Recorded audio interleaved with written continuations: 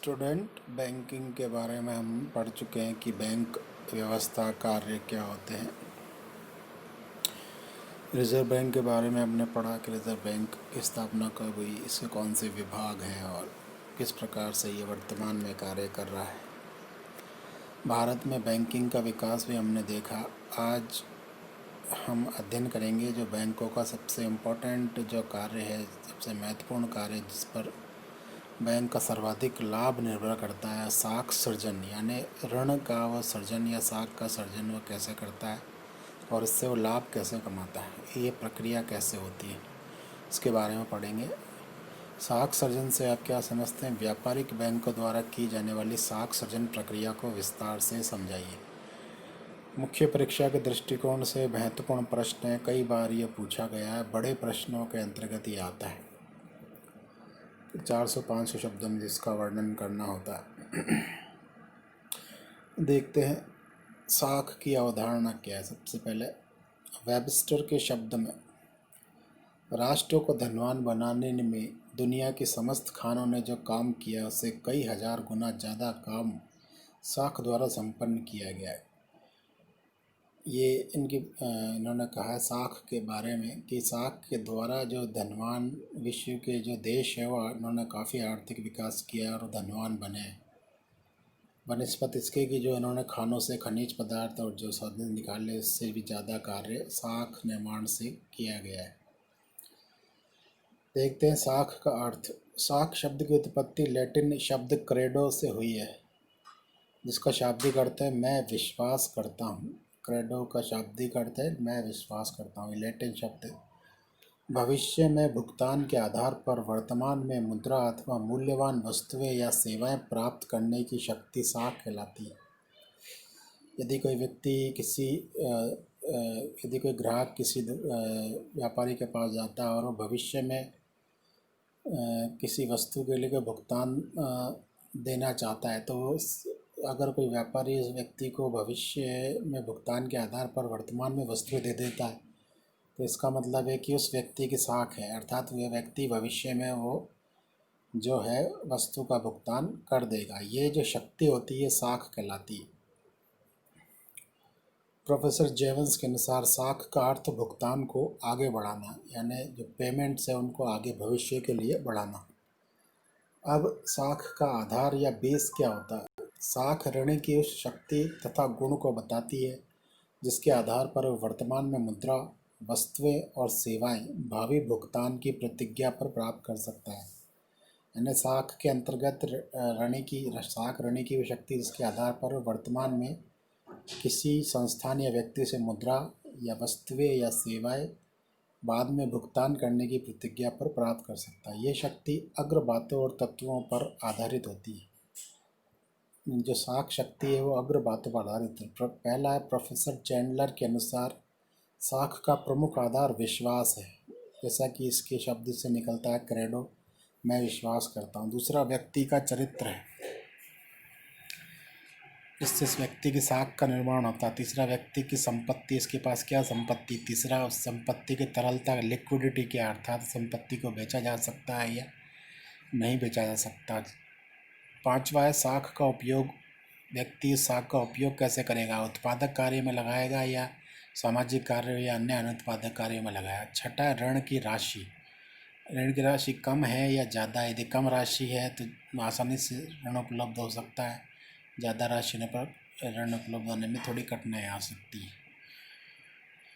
ऋण की अवधि क्या है, कम अवधि के लिए ऋण लिया जा रहा है या ज़्यादा अवधि के लिए। कम अवधि के लिए ऋण लिया जा रहा है तो साख शक्ति ज़्यादा होगी, ज़्यादा अवधि के लिए लिया तो साख शक्ति कम होगी। पुनर्भुगतान क्षमता। पुनर्भुगतान क्षमता उसकी व्यक्ति की देखी जाती है, इस व्यक्ति या संस्था की, कि इसकी पुनर्भुगतान क्षमता क्या है। तो इससे तत्वों के आधार पर उस व्यक्ति की साख निर्मित होती है। साख के प्रकार या आधार। साख के प्रकार, आधार पर साख के प्रकार बताएं। पहला है स्रोत्र अनुसार साख, यानी साख जो है वह स्रोत्र के अनुसार उत्पन्न होती है। व्यक्तिगत साख, व्यापारिक साख और संस्थागत साख। दूसरा, समय अनुसार साख, जिसमें अल्पकालीन, मध्यमकालीन और दीर्घकालीन साख। तीसरा, प्रयोग अनुसार साख, यानी उस साख का प्रयोग क्या किया जाएगा? औद्योगिक प्रयोग, व्यापारिक, व्यावसायिक, उपभोक्ता प्रयोग या कृषि साख। चौथा, क्षेत्र अनुसार साख, शहरी साख या ग्रामीण साख। पांचवा, सुरक्षा के आधार पर सुरक्षित साख या सुरक्षित साख। साख का महत्व और लाभ। साख से भौतिक सुखों में वृद्धि होती, क्योंकि साख का मतलब ये है कि वर्तमान में वस्तुएं प्राप्त करना और उसका भुगतान भविष्य में किया जाना, तो इससे सब वर्तमान की भौतिक चीज़ें वो सुलभ हो जाती है। दूसरा, पूंजी की उत्पादन शक्ति बढ़ जाती है, जो पूंजी की उत्पादन शक्ति है उससे इसमें वृद्धि होती है। तीसरा, बहुमूल्य धातुओं की इसमें बचत हो जाती है।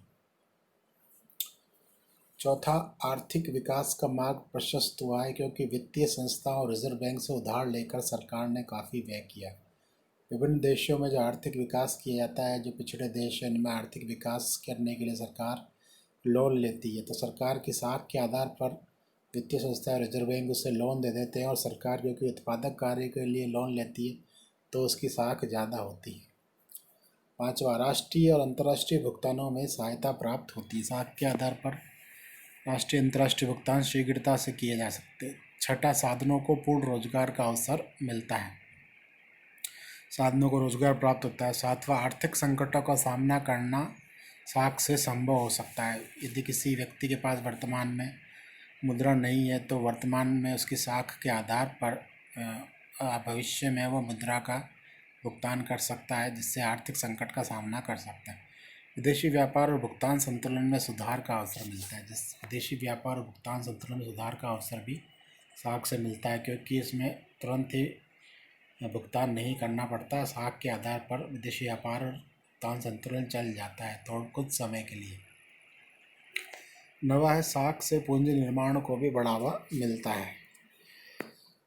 वर्तमान में भौतिक वस्तुएं लेकर पूंजी निर्माण को बढ़ावा मिलता है, क्योंकि उत्पादक कार्यों के लिए यदि यंत्रों और मशीनों को लिया जाता है, निर्मित किया जाता है, तो उससे उत्पादन होने की संभावना रहती है, जिससे पूंजी निर्माण को बढ़ावा मिलता है। साख के दोष या बुराइयाँ क्या है? साख से एकाधिकार को बढ़ावा मिलता है, मोनोपोली। दूसरा है, सट्टेबाजी को प्रोत्साहन मिलता है, क्योंकि बैंकों से अल्पकालीन ऋण सट्टे में प्रयुक्त होते हैं। जो बैंकों से अल्पकाल के लिए ऋण ले आते हैं वो सट्टे में प्रयुक्त किए जाते हैं। तीसरा, मुद्रास्फीति को बढ़ावा मिलता है, जो देश के लिए घातक सिद्ध हो सकती है, क्योंकि अधिक साख होगी तो मुद्रास्फीति या कीमतों को बढ़ावा मिलेगा, जब मुद्रा का मूल्य गिरेगा। चौथा, अकुशलता की प्रेरणा मिलती है। पांचवा, साख का अपव्यय हो सकता है। तो ये साख की कुछ बुराइयां भी है और कुछ लाभ भी है जो ऊपर देखे। छठा, धन के असमान वितरण और आर्थिक सत्ता का केंद्रीकरण हो को बल मिलता है। सातवां, अति उत्पादन का इससे भय रहता है। आठवां, व्यापार चक्रों से अर्थव्यवस्था चौपट होती है। ये साख के बारे में हमने पढ़ा, या साख निर्माण के बारे में साख के बारे में हमने पढ़ा। अब व्यापारिक बैंक या बैंक जो है वो साख निर्माण कैसे करते हैं, ये क्योंकि व्यापारिक बैंकों का एक महत्वपूर्ण कार्य होता है कि अधिक से अधिक ऋण देना और ऋण देने के फलस्वरूप जो ब्याज प्राप्त होता है उससे लाभ कमाना। तो व्यापारिक बैंक साख का निर्माण या ऋण का सृजन या साख का सृजन कैसे करते हैं? व्यापारिक बैंकों को एक महत्वपूर्ण कार्य साख या जमाओं का निर्माण करना है तथा अधिक लाभ कमाना है। इसके लिए वे मांग जमाएं डिमांड डिपॉजिट के रूप में नकदी जमा करते हैं और ग्राहकों को उनकी साख पर कर्ज देते हैं। बैंक कर्ज का नकद भुगतान नहीं करते, वो ग्राहक के नाम एक चालू खाता खोलकर उसमें कर्जा देते हैं तथा चेक द्वारा ज़रूरत की राशि निकालने की अनुमति प्रदान कर देते हैं। इस प्रकार साख या जमा का निर्माण करते हैं। मांग जमा दो प्रकार की होती है। पहला, प्राथमिक जमा, जब ग्राहक अपनी नकद मुद्रा बैंक में जमा या निष्क्रिय करते हैं तो ये प्राथमिक जमा। दूसरा, व्युत्पन्न जमा, जब बैंक कर्ज देते हैं, हुंडियाँ बुनाते हैं, इसे सक्रिय जमा, बैंक व्युत्पन्न जमा या सक्रिय जमा भी कहते हैं। जब बैंक कर्ज देते हैं, हुंडियाँ बुनाते हैं, ओवरड्राफ्ट सुविधा प्रदान करते हैं और बॉन्ड और प्रतिभूतियों के माध्यम से निवेश करते हैं तो व्युत्पन्न जमा का निर्माण होता है। क्या बैंक वास्तव में साख अथवा जमा का निर्माण करते हैं, ये प्रश्न पर विवाद है। इस विषय पर दो मत हैं। हार्टले विदर्स एक विद्वान हुए जिन्होंने कहा है कि बैंक हर बार कर्जा देते समय जमा खाता खोलकर साख का निर्माण करते हैं, जैसा कि ऊपर लिखा गया है। दूसरा, वॉल्टर लीफ और अन्य व्यवहारिक बैंकर इस मत से सहमत नहीं हैं। इनके अनुसार बैंक शून्य में से मुद्रा का निर्माण नहीं कर सकते। वे तभी उधार दे सकेंगे जब उनके पास पहले से नकदी हो। इसलिए न तो मुद्रा और न ही साख निर्माण कर पाएंगे। यह मत गलत है क्योंकि ये किसी एक बैंक के बारे में संबंधित है। प्रोफेसर पॉल ए सैमुअलसन ये अर्थशास्त्री रहे हैं। इन्होंने लिखा है, जो काम हर छोटा बैंक नहीं कर सकता वह काम संपूर्ण बैंकिंग व्यवस्था मिलकर कर सकती है। वह अपने लिए निर्मित नकदी को नई आरक्षितियों से कई गुना कर्जे एवं निवेश का विस्तार कर सकती है। बैंकों को यह ज्ञात है कि सभी व्यक्ति एक साथ अपने खाते से मुद्रा नहीं निकालते। कुछ व्यक्ति मुद्रा निकालते हैं और कुछ उस दिन जमा कराते हैं। तो बैंक के दैनिक लेन देन के लिए थोड़ी नकदी रखकर रिजर्व में तथा इस रिजर्व के आधार पर उधार या कर्जा दे सकते हैं तथा बैंक साख और जमाओं का निर्माण कर सकते हैं। बैंक को ये पता है कि सभी व्यक्ति एक साथ पैसा नहीं निकालेंगे और ना ही सभी एक साथ जमा कराएंगे। कुछ निकालेंगे और कुछ जमा कराएंगे। तो जो दैनिक लेन देन का कार्य है इसके लिए थोड़ा नकदी रख ली जाती है बैंक द्वारा और इस नकदी के आधार या रिजर्व के आधार पर ही बैंक उधार या कर्जा दे सकती है और वो अपनी साख या जमा का निर्माण कर सकती है। बैंकों द्वारा कर्जा मंजूर किए जाने पर बैंक अपने विरुद्ध तथा ग्राहक के पक्ष में दावे का निर्माण करता है। अपनी पुस्तकों में दर्ज जमा के बदले बैंक अपने ग्राहकों से जो दावे प्राप्त करता है वे उसकी परिसंपत्तियां हैं। ओवरड्राफ्ट और कर्ज, भुनाई गई हुंडियां, निवेश तथा नकदी किसी बैंक की मानक स्टैंडर्ड परिसंपत्तियां होती हैं। स्टैंडर्ड परिसंपत्तियां ओवरड्राफ्ट, कर्ज, भुनाई गई हुंडियां, निवेश और नकदी है। बैंक जमानत के आधार पर ओवरड्राफ्ट की राशि ग्राहक के खाते में जमा करता है। स्वीकृत ओवरड्राफ्ट राशि तक चेक द्वारा पैसा ग्राहक निकाल सकता है। इस प्रकार भी जमा का ही निर्माण होता है। जब बैंक किसी विनिमय पत्र का भुगतान करता है तो वास्तव में 90 दिन या उससे कम अवधि के लिए ग्राहक से बिल खरीद लेता है। बिल की राशि ग्राहक के खाते में जमा रहती है जिसे वह चेक द्वारा या बैंक अपना ही चेक काट कर बिल का भुगतान करता था। दोनों स्थितियों में बैंक कटौती की राशि ब्याज छोड़कर बिल की राशि के बराबर जमा का निर्माण करता है। व्यापारिक बैंक सरकारी बॉन्ड और प्रतिभूतियों को खरीद कर भी जमा का निर्माण करते हैं। बैंक बॉन्ड का भुगतान करने के लिए केंद्रीय बैंक के नाम अपना चेक काट देता है। यदि बैंक बॉन्ड को स्टॉक एक्सचेंज से खरीदता है तो विक्रेता के खाते में बॉन्ड की राशि जमा कर देता है, बशर्ते कि विक्रेता उस बैंक का ग्राहक हो। अन्यथा बैंक अपना चेक काट कर दे देता है जो किसी अन्य बैंक में जमा कर दिया जाता है। जो भी हो, या तो इसी बैंक में या किसी अन्य बैंक में जमा का निर्माण होता है। इस प्रकार की सब स्थितियों में संपूर्ण बैंकिंग प्रणाली में देयताएं और परिसंपत्तियां बढ़ती जाती है। इस प्रकार बैंकों द्वारा दिए जाने वाले कर्जा और जमा का निर्माण होता है। इसलिए कहते हैं कि व्यापारिक बैंक साख का निर्माण करते हैं। अब साख निर्माण की प्रक्रिया क्या होती है? बैंकों की साख निर्माण की शक्ति इस तत्व पर निर्भर करती है कि बैंकों को नकदी से जमा के अनुपात की केवल थोड़ा प्रतिशत चाहिए।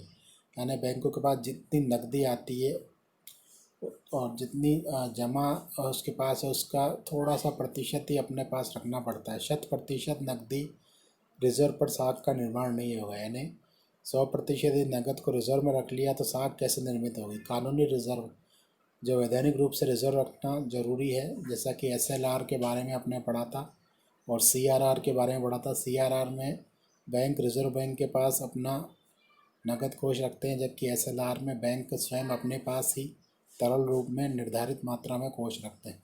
उसके बाद जो शेष राशि होती है उसे उधार देते हैं। तो कानूनी रिजर्व रखने के बाद शेष राशि अतिरिक्त रिजर्व कहलाती है, जिसको ER या एक्स्ट्रा रिजर्व भी कहते हैं, जिसे उधार दे सकते हैं। एक बैंक अपने अतिरिक्त रिजर्व के बराबर उधार दे सकते हैं। जितना भी उसका अतिरिक्त रिजर्व बनता है वो पूरा का पूरा वो उधार दे सकता है। परंतु समस्त बैंकिंग प्रणाली अपने मूल अतिरिक्त रिजर्व के कुछ गुना तक ही साख या जमा का निर्माण कर सकती है। इसे जमा गुणक कहते हैं। एक बैंक तो अपने पूरे अतिरिक्त रिजर्व के बराबर उधार देता है, परंतु ऐसा सभी बैंक नहीं कर सकते। समस्त बैंकिंग प्रणाली अपने रिजर्व के कुछ गुना तक ही साख या जमा का निर्माण कर सकते हैं, इसे जमा गुणांक भी कहते हैं। और ये आवश्यक रिजर्व अनुपात RRR पर निर्भर करता है। रिक्वायर्ड रिजर्व रेशियो इसको कहते हैं, RRR। RRR कैसे निकाला जाता है? जो भी जमाएं प्राप्त होती है बैंक को, उसमें से रिक्वायर्ड रिजर्व रख लिया जाता है, और उसका रिक्वायर्ड रिजर्व रख लिया जाता है जो RRR को दर्शाता है, रिक्वायर्ड रिजर्व रेशियो को दर्शाता है।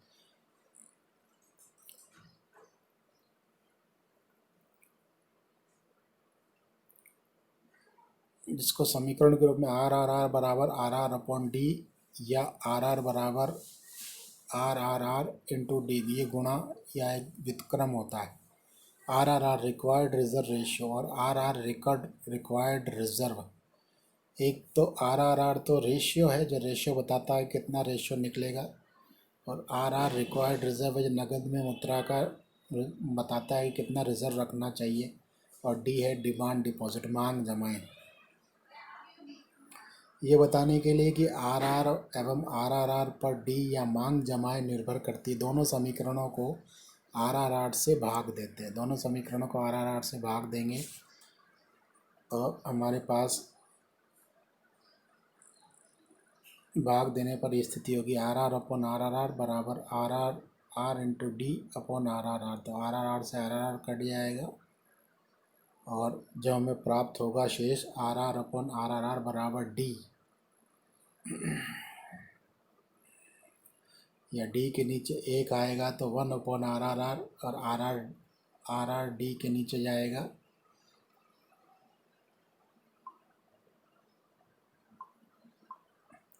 डी के नीचे 1 आएगा, तो ये एक दूसरे से रिवर्स गुणा हो गए, तो ये हो जाएगा 1 अपॉन RR बराबर डी अपॉन RR। या इसको अपनी भी लिख सकते हैं, डी यदि बाहर आ जाएगा, डी को इस तरफ लेंगे और 1 अपॉन RR को इस तरफ लेंगे, तो 1 अपॉन RRR इंटू RR।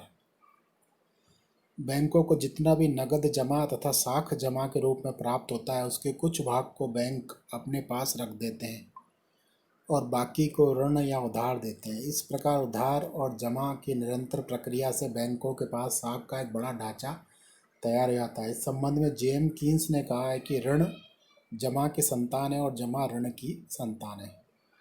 उपयुक्त समीकरण 1 अपॉन RRR आवश्यक रिजर्व अनुपात का व्युत्क्रम है, जिसे जमा या साख प्रसार गुणक भी कहते हैं। ये एक बैंक की जमा और प्रसार की सीमा को निर्धारित करता है। मांग जमा की अधिकतम राशि जिसे RR की दी हुई मात्रा से बैंकिंग प्रणाली फैला सकती है, वह RR पर गुणक लागू करके ज्ञात की जा सकती। जमा की मात्रा में प्रारंभिक परिवर्तन डेल्टा डी तथा नकदी रिजर्व में परिवर्तन डेल्टा RR को लेकर RRR के किसी दी हुई प्रतिशत से समीकरण होता है। डेल्टा यदि मांग जमा में वृद्धि होती है तो डेल्टा RR में वृद्धि होगी, बराबर 1 अपॉन RRR। इसे समझने के लिए मान लें कि बैंकों की रिक्वायर्ड रिजर्व रेशियो को 10% माना जाता है और नगद अनुपात में प्रारंभिक परिवर्तन 1000 रुपये है। ऊपर के समीकरण के अनुसार मांग जमा की अधिकतम वृद्धि होगी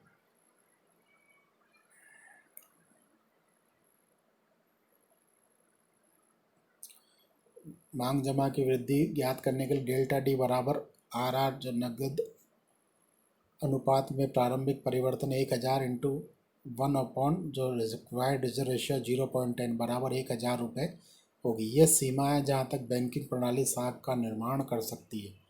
ऊपर के समीकरण को निम्न प्रकार से व्यक्त किया जा सकता है, यानी ये समीकरण इसको निम्न प्रकार से भी लिखा जा सकता है।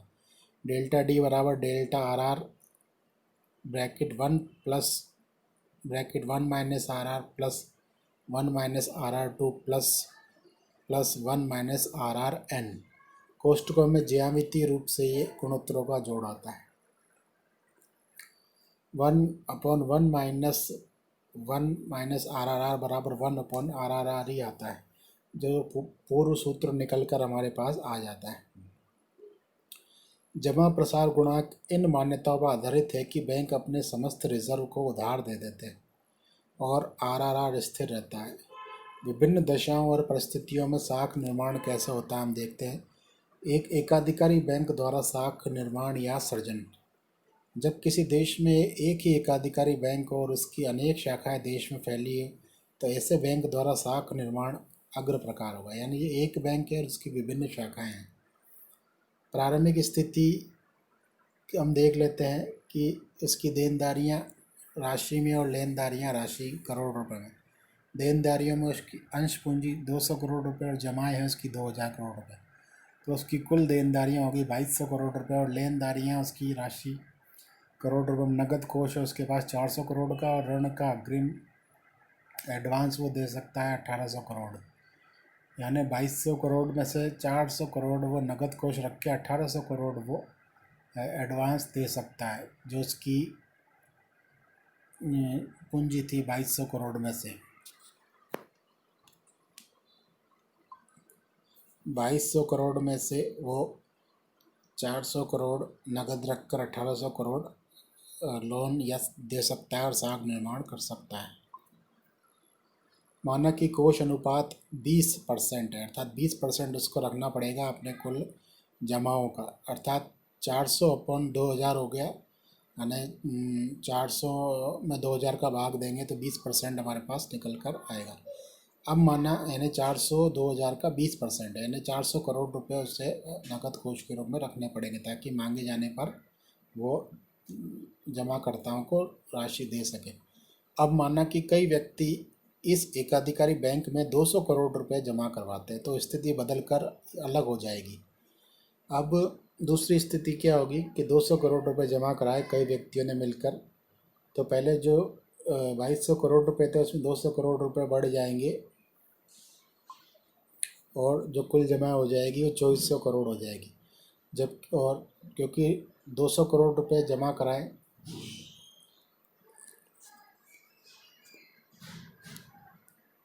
तो ऐसी स्थिति में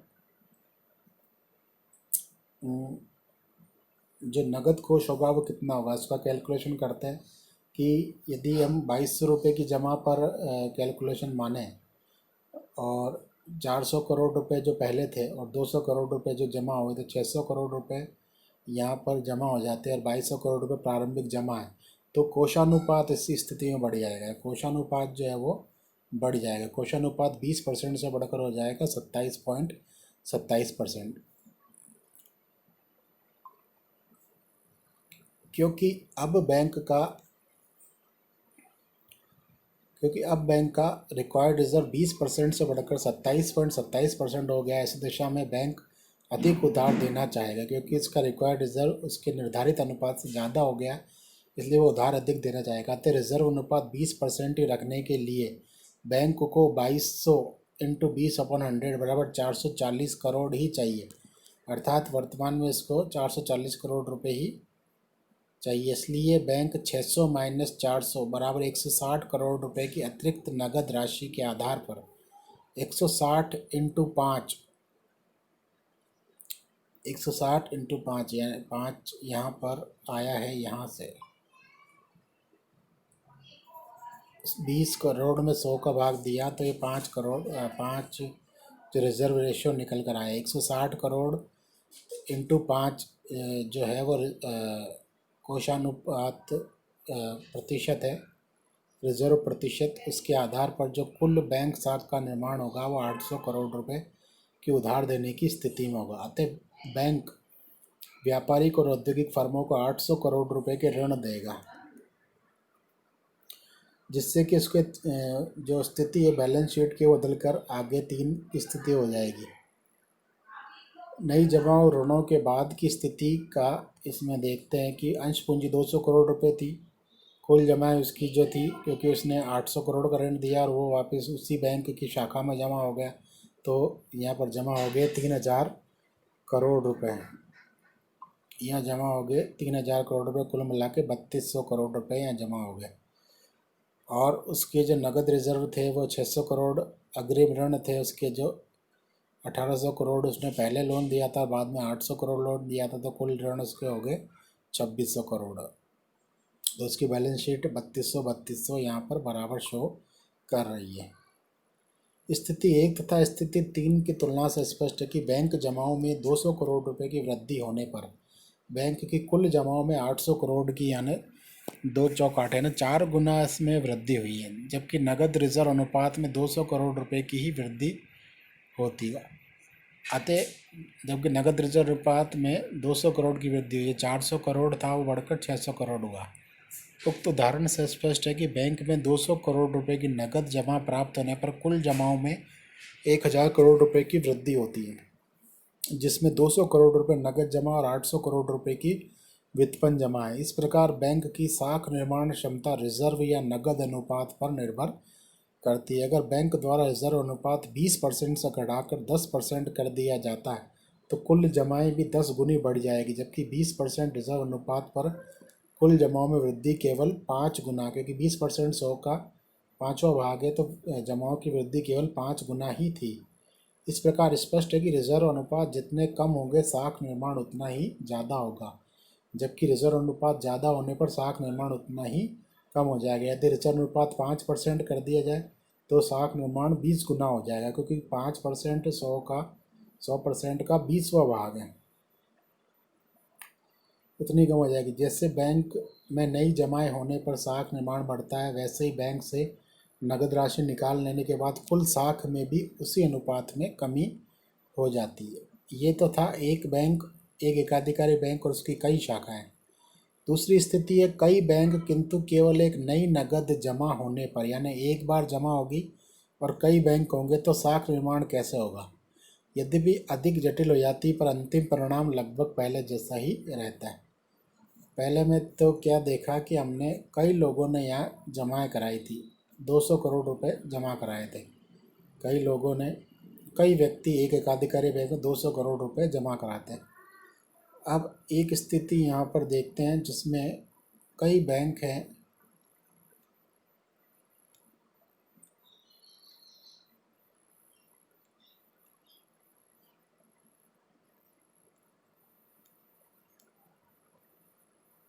कई बैंक है किंतु केवल एक नई नगद जमा होने पर साख निर्माण की प्रक्रिया यद्यपि अधिक जटिल हो जाती है पर अंतिम परिणाम लगभग पहले जैसा रहता है। माना कि किसी बैंक में 10,000 रुपये की नई नगद जमा प्राप्त होती है और रिजर्व उसका अनुपात यानी कैश में जो रखना राशि अनिवार्य है वो 20% है, तो केवल 10,000 की एक नई नगद जमा से साख निर्माण की स्थिति अग्र तालिका अनुसार बताई गई है।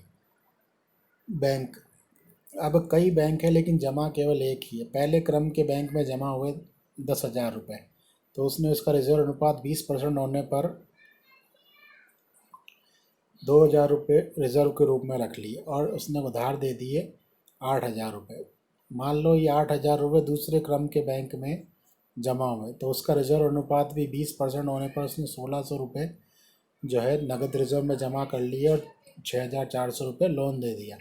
अब ये 6,400 रुपये तीसरे क्रम के बैंक में जमा हुए, तो उसने 20% रिजर्व अनुपात होने पर 1,280 नकद रख लिए और 5,120 करोड़ रुपये लोन दे दिया, 1,000 रुपये लोन दे दिया। चौथे क्रम के बैंक में ये 5,120 आए, उसने 1,024 रुपये नगद कोष में रखे और शेष 4,096 रुपये दे दिए।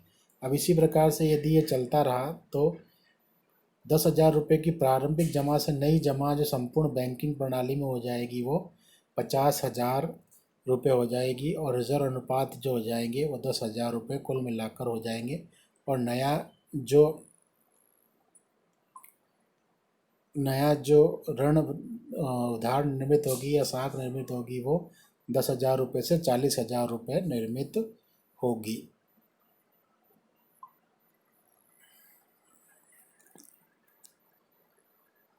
जो समीकरण जो हमने लिया था पहले, जो सूत्र कुल जमाएं, उसमें कुल जमा में x+4/5 x+4/5 square +4/5 cube into या x को बाहर ले लेते तो 1+4/5 +4/5 2 +4/5 3 +4/5। ये विभिन्न प्रकार के बैंक है जो अपना अनुपात 20% रख रहे हैं। 4:5 का मतलब है 100% का 20%। चूँकि प्रारंभिक जमा 10,000 रुपये और बैंकों द्वारा नगद कोष अनुपात 20% रखा जाता है, तो नगद और साख जमाओं का क्रम इस प्रकार होगा: 10,000 प्लस 8,000 प्लस 6,400 प्लस 5,120, तो कुल जमा हो जाएगी 50,000। कुल जमा ज्ञात करने का दूसरा सूत्र इस प्रकार है: कुल जमाएं अपॉन ए बराबर आर, या प्रारंभिक जमाएं अपॉन नगद कोषानुपात। प्रारंभिक जो जमा है उसमें नगद कोषानुपात जो रखा गया उसका भाग दे दो तो कुल जमा प्राप्त हो जाती। जैसे 10,000 है, 10,000 प्रारंभिक जमा थी, इसमें 20% का भाग दे दिया, तो 20% का भाग देने पर जो कुल राशि जमा हुई, कुल जमा हुई वो 50,000 रुपये। तो साख निर्माण का फार्मूला होगा कुल जमाएं माइनस प्राथमिक जमा। तो कुल जमा हुई 50,000, प्राथमिक जमा थी 10,000, तो 40,000 रुपये की साख का निर्माण हुआ। ये स्थिति है जब कई बैंकें और केवल एक बार प्राथमिक जमा हुई है। अब एक दूसरी स्थिति देखते हैं साख निर्माण, जिसमें कई बैंकें और कई बैंकों में कई जमाएं हुई है। इसमें से देखते हैं कि ऋणी, पहले इसमें कॉलम जो तालिका में दिए गए ऋणी ABCDEFGH जितने भी हैं और कुल बैंकिंग प्रणाली में जितने ऋणी हैं। जमाकर्ता प्राथमिक निक्षेप के रूप में राशि, यानी प्राथमिक रूप में जो जमा राशि है वो 10,000 रुपये ए बैंक में, बी बैंक में 9,000, सी बैंक में 8,100, डी बैंक में 7,920।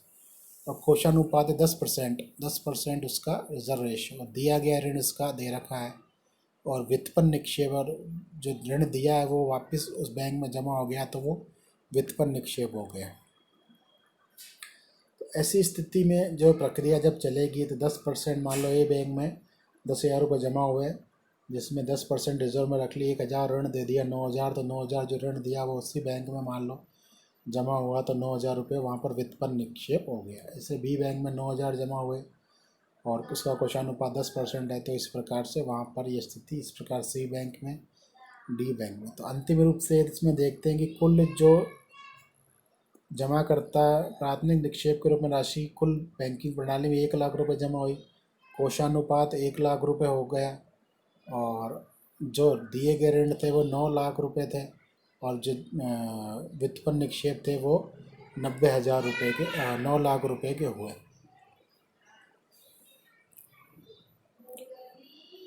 इस तरह ऋणों और जमाओं का क्रम तब चलता रहेगा। यहाँ ये मान्यता है कि या तो व्यक्ति ऋण राशि को उसी बैंक में जमा करता है या ऋणी उस राशि को नकद निकाल कर दूसरे बैंक में जमा कर देता है। अब ऐसी स्थिति में जिसमें कई बैंक और कई जमाएं, तो यदि बैंक ने लोन सैंक्शन किया है तो ऋणी व्यक्ति ऋण राशि को उसी बैंक में रखता है या वहाँ से निकाल कर दूसरे बैंक में जमा करता है। तो ये स्थिति बन सकती है। प्रथम में पहले वाले बैंक की जमा और ऋणों में वृद्धि होगी। यदि वो पहले वाले बैंक में ही रखता है तो उसी की जमा और उसी के ऋण बढ़ेंगे, और दूसरी स्थिति में अलग अलग बैंकों में जमा और ऋण में वृद्धि होगी। इसको एक डायग्राम द्वारा हम देख सकते हैं, जिसमें बैंक दिए हैं, बैंक ए, बी, सी और डी। कैश डिपॉजिट है, प्रारंभिक कैश डिपॉजिट 1,00,000 रुपये यहाँ हुआ है, यहाँ पर 80,000 हुआ है, यहाँ पर 64,000 हुआ है, यहाँ पर 51,200 हुआ है।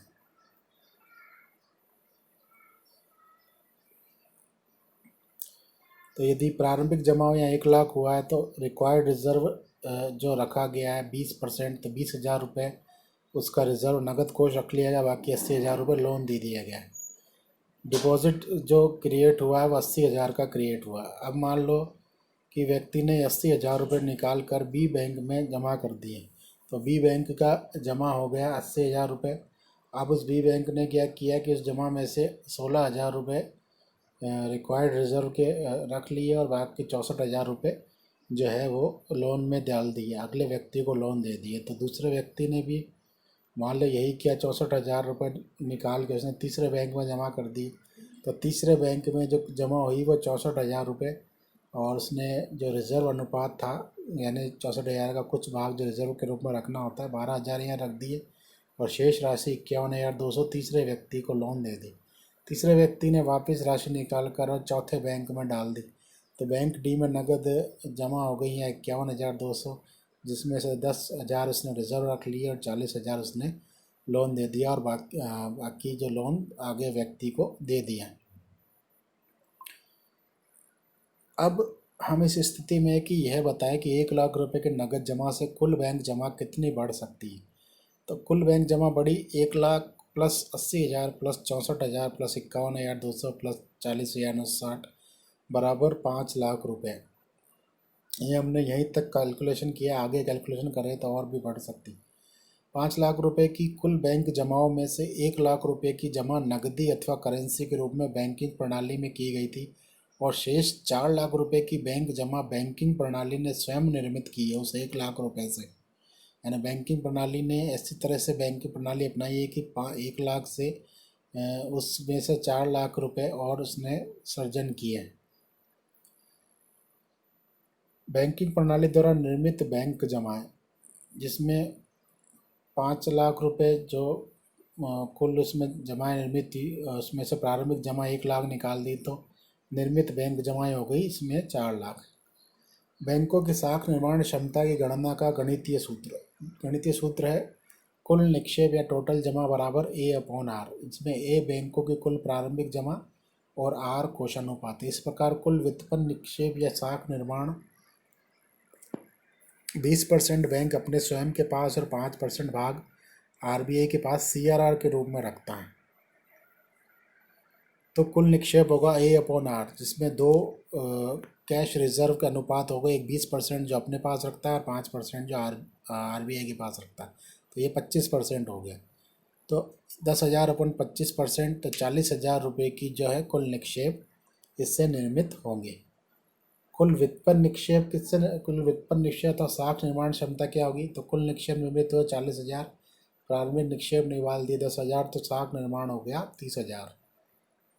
साख निर्माण क्षमता की सही व्यवहारिक गणना के लिए हमें 3 प्रकार के कोषानुपात को ध्यान में रखना चाहिए। पहला, बैंकों द्वारा केंद्रीय बैंक, भारत में रिजर्व बैंक में रखे जाने वाले वैधानिक कोषानुपात, जिसे नगद कोषानुपात भी कहते हैं, उसको ध्यान में रखना चाहिए। यानी जब हमें गणना करनी है साख निर्माण की तो कितने कोषानुपात है उसकी ध्यान हमें रखना चाहिए। साधारण रूप से 3 प्रकार के कोषानुपात भारत में है, जिसमें CRR है जो केंद्रीय बैंक के पास बैंक अपना कोष रखता है। दूसरा, बैंक के द्वारा स्वयं अपने पास या अन्य बैंकों में रखे जाने वाला नगद कोष अनुपात जो SLR था, लिक्विड कैश रेशियो, उसका L यहाँ पर लिया है। और तीसरा, बैंकों के पास जमा निक्षेपों का अप्रयुक्त भाग, यानी जो अप्रयुक्त भाग है जिनको अनयूटिलाइज, उसको U से लिखा है, unutilised portion of bank deposit. तो R plus L plus U मिलाकर हमें कुल रिजर्व या कुल कोषानुपात का पता लग जाता है। अतः उपयुक्त तीनों घटकों के समावेश से कुल निक्षेप और साख निर्माण क्षमता की गणना का संशोधित सूत्र इस प्रकार है। तो 3 प्रकार के कोष अनुपात हमारे देश में हैं। मान लो जिसकी गणना कैसे, कुल जमा के या कुल निक्षेप की गणना कैसे करेंगे, TD बराबर A/R हमारा प्रारंभिक सूत्र था, उसमें हमने L वैधानिक तरल अनुपात प्लस अनयूटिलाइज्ड वाला उसमें U मिला दिया, R plus L plus U मिला दिया, तो कुल निक्षेप की मात्रा हमारे पास हो जाएगी। ये दिखाया गया कि प्रारंभिक निक्षेप जो था वो 10,000 रुपये था और 10% जो है रिजर्व अनुपात और 25% जो है वो वैधानिक अनुपात लिक्विड रेशो और 5% जो है वो अनयूटिलाइज्ड है। तो कुल मिलाकर 40% जो है वो रिजर्व या कैश रिजर्व हो गया। तो जो कुल जमा हमारे पास निर्मित होगी, ये भाग से हमारे पास 25,000 रुपये की कुल जमा निर्मित होगी। तो साख निर्माण क्षमता कितनी होगी,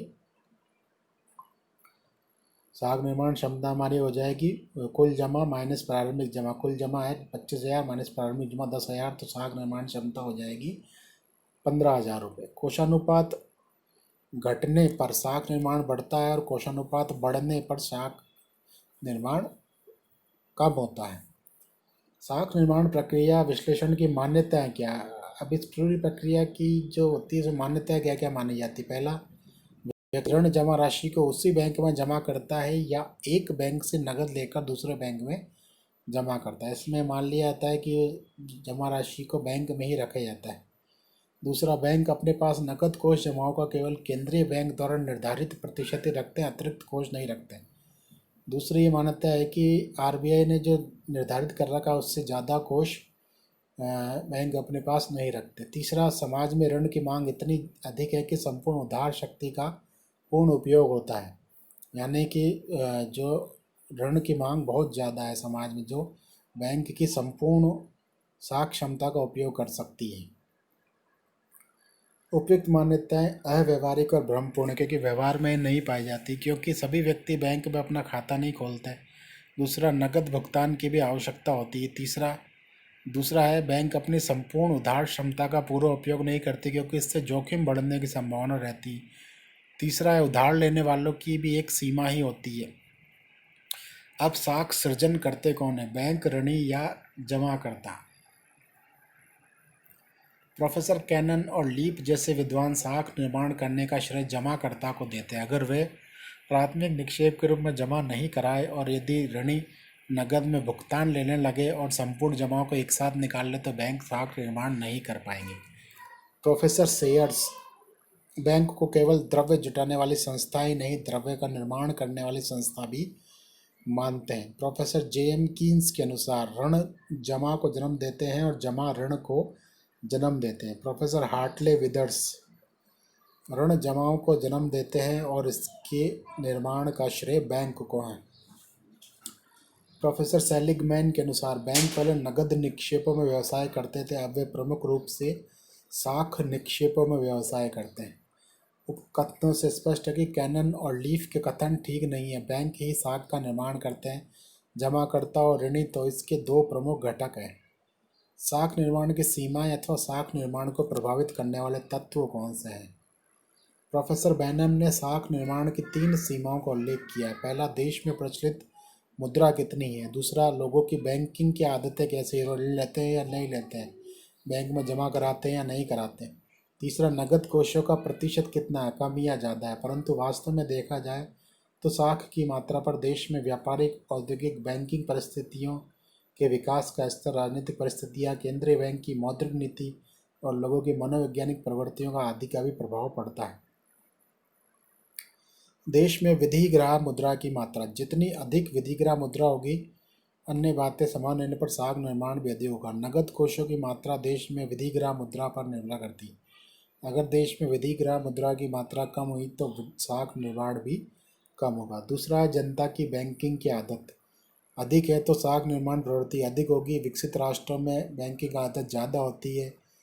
अविकसित राष्ट्रों में बैंकिंग व्यवस्था न होने से नकद रखने की प्रवृत्ति अधिक होती है, फलस्वरूप साख निर्माण की प्रवृत्ति कम होती है। तीसरा, कुल जमाओं का नकद कोष में प्रतिशत अधिक होगा तो साख निर्माण कम होगा, और नकद कोष का प्रतिशत यदि बैंक कम रखेगा तो साख निर्माण ज़्यादा होगा। चौथा है, बैंकिंग सुविधाएं और विकास अधिक होगा तो साख निर्माण अधिक होगा, और यदि बैंकिंग सुविधाएं ही नहीं है तो साख कहाँ से निर्मित होगा। पांचवा, आर्थिक विकास की अवस्था उन्नत होगी तो साख निर्माण ज़्यादा और विलोमशय का तात्पर्य है कि आर्थिक विकास की अवस्था यदि उन्नत नहीं होगी तो साख निर्माण कम होगा।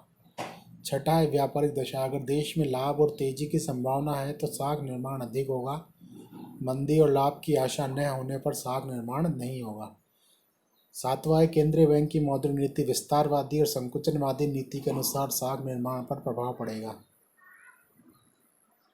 आठवां, केंद्रीय बैंक के पास नकद जमा कोष की मात्रा अधिक होने पर बैंक के पास कम साधन होंगे से साख निर्माण कम होगा, और विपरीत अवस्था में साख निर्माण ज़्यादा होगा। नवा है, मौद्रिक व्यवस्था, अगर मौद्रिक व्यवस्था का संचालन कुशलता से हो रहा है, मार्ग में बाधाएं कम है तो साख निर्माण ज़्यादा होगा, और अगर मौद्रिक व्यवस्था अस्त व्यस्त है तो साख निर्माण कम होगा। 10वां, राजनीतिक दशा, यदि स्थिर शांति है तो साख निर्माण ज़्यादा होगा, विपरीत स्थिति में साख निर्माण कम होगा। सरकारी नीतियाँ यदि व्यापार उद्योगों को विकास को अग्रसर करती है, ऋण देने को प्रोत्साहित करती है तो साख का निर्माण होगा। 12, सट्टे का जोर और मनोवैज्ञानिक प्रवृत्तियाँ, सट्टे का जोर और आशावादी प्रवृत्तियाँ अधिक तो साख निर्माण की प्रवृत्ति भी अधिक होगी। अंतर्राष्ट्रीय ऋणों की मात्रा अधिक तो साख निर्माण अधिक, और अंतर्राष्ट्रीय ऋणों की मात्रा कम होने पर साख निर्माण कम होगा। जमानत की प्रकृति, यदि जमानत अच्छी है और पर्याप्त है तो साख का विस्तार होगा, और अपर्याप्त और असुरक्षित जमानत है तो साख संकुचन होगा।